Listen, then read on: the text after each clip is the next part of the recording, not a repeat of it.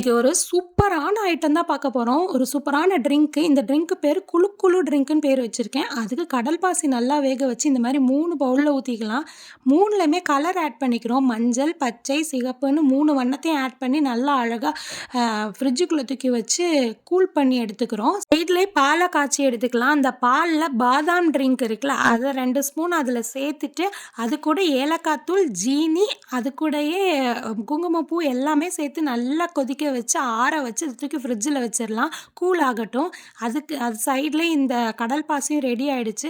எல்லாத்தையும் ஒண்ணா அழகா அதில கட் பண்ணி போட்டுட்டு, கூடவே பாதாம் பிசின்னு, சப்ஜா சீடு இது 2யும் நல்லா ஊற வச்சு வச்சிருந்தேன். அதையுமே அது கூட சேர்த்துக்கிறோம். சேர்த்து நல்லா கலக்கி எடுத்தோம்னா, சூப்பரான ட்ரிங்க் ரெடி ஆயிடுச்சு.